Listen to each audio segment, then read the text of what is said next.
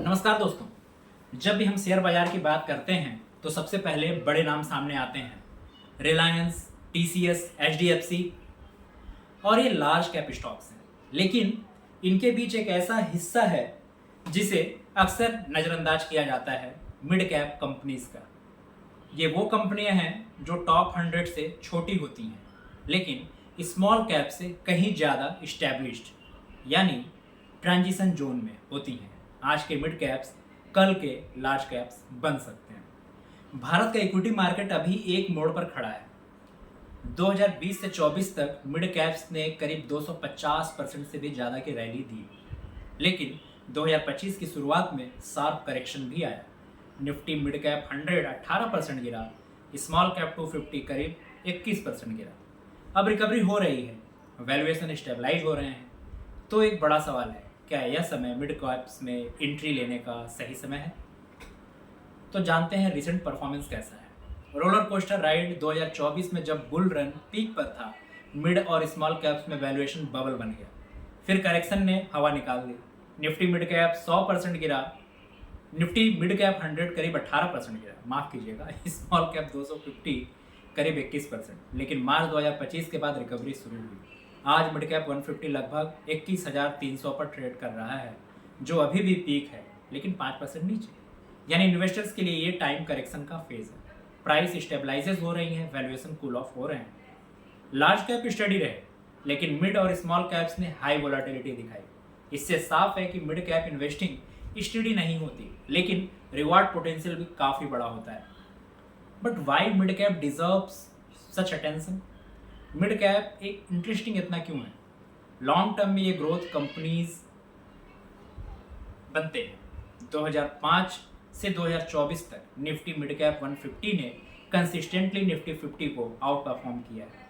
10 year CAGR mid cap index की बात करें तो 18 से 20% वर्सेस लार्ज कैप इंडेक्स 12 से 15%। हालांकि रिस्क ज़्यादा है लेकिन रिटर्न पोटेंशियल भी ज़्यादा है। 2008 क्राइसिस में लार्ज कैप 53% गिरे, मिड कैप 65%, लेकिन रिकवरी में मिड कैप ने लीड किया। यही बैलेंस है, वोलेटिलिटी एक्सेप्ट करनी होगी तभी लॉन्ग टर्म रिवार्ड मिलेगा। एक्सपेंसिव या स्वीट स्पॉट में है मिड कैप।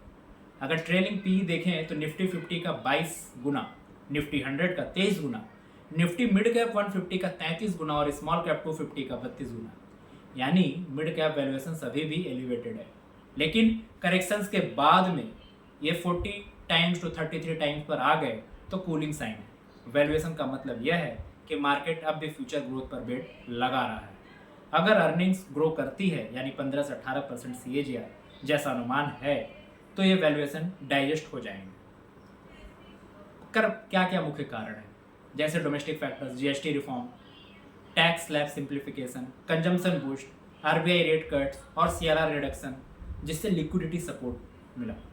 उसके अलावा PLI स्कीम और मेक इन इंडिया पुश, जिससे मिड कैप मैन्युफैक्चरिंग कंपनीज को बूस्ट मिला है। साथ ही strong SIP inflows, 15,000 crore per month equity demand sustain हो रही है जिसकी वजह से। ग्लोबल फैक्टर्स की बात करें तो फेड रेट कट हुआ है, liquidity returning to emerging markets also. US India trade relief भी देखने को मिल सकता है आने वाले समय में टेक्सटाइल IT एक्सपोर्ट्स के लिए। Plus China plus one strategy, जिसमें फार्मा, केमिकल्स, इलेक्ट्रॉनिक्स में इंडिया को फायदा हो सकता है।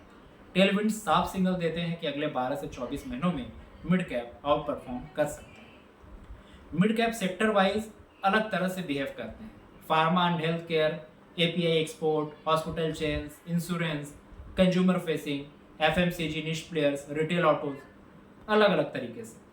फाइनेंशियल्स की बात करें तो NBFCs, PSU banks recovering from slum. IT services, इनका डिजिटल ट्रांसफॉर्मेशन डिमांड बढ़ रहा है। और इंडस्ट्रियल और इंफ्रा की बात करें जैसे रोड, डिफेंस, बिल्डिंग मटेरियल्स, तो ये भी धीरे धीरे ट्रैक पर आ रहे हैं। मतलब सेक्टर सिलेक्शन क्रिटिकल है अगर मिड कैप इन्वेस्टमेंट करनी है। विनर्स वर्सेस लूजर्स की अगर देखें तो रिसेंट एग्जांपल दिखाता है टॉप परफॉर्मर। एक साल में BSE limited 128%, Paytm 87%, Lloyd metal 72, Fortis 61। Bottom performance में देखें तो ओला इलेक्ट्रिक -48, वोडाफोन -40, दीपक नाइट्रेट -27, RVNL -21। यह डाइवर्जेंस बताता है कि मिड कैप इन्वेस्टिंग में स्टॉक पिकिंग मास्टर की है। इंडेक्स परफॉर्मेंस एवरेज हो सकता है लेकिन इंडिविजुअल स्टॉक में फॉर्चून्स बनते या बिगड़ते हैं। साथ ही कुछ मिड कैप्स के वैल्यूएशन बहुत हाई हैं, जैसे नायका, इसका पी करीब 857 गुना है, पेटीएम का पी करीब 274, पीबी फिनटेक 219 टाइम्स। ये हाई ग्रोथ स्टोरीज हैं, लेकिन रिस्क भी उतना ही हाई। दूसरी तरफ कुछ अंडर वैल्यूड जैसे आईआरबी इंफ्रा, इसका P 31, union bank of India, इसका पी 5.5, एलआईसी हाउसिंग, इसका पी 6 गुना। मतलब इन्वेस्टर्स के लिए ऑप्शंस हैं, हाई रिस्क ग्रोथ प्ले या सेफ वैल्यू पिक्स।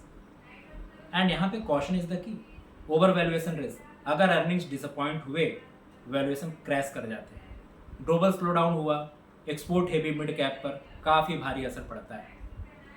फिर लिक्विडिटी ड्राइन, एसआईपी इनफ्लो या एफआईआई विड्रॉ हुए तो करेक्शन और तेज हो जाता है। स्टॉक स्पेसिफिक रिस्क भी होते हैं, जैसे corporate governance issues, PSU exposures. इसलिए मिड कैप इन्वेस्टिंग में पेशेंस और रिसर्च अनिवार्य है। सही स्ट्रेटेजी, मिड कैप आज स्वीट स्पॉट में है, करेक्शन के बाद वैल्यूएशन कूल ऑफ हुए हैं। ग्रोथ आउटलुक की बात करें तो 15 से 18% CAGR दिख रहा है।